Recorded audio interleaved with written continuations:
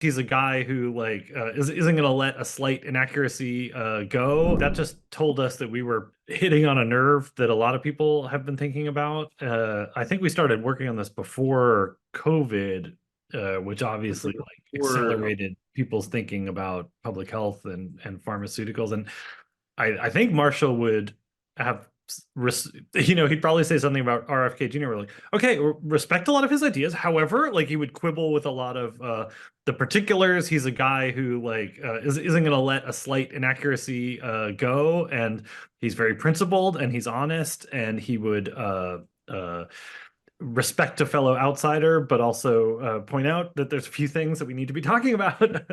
So we should stage a little animated debate between them.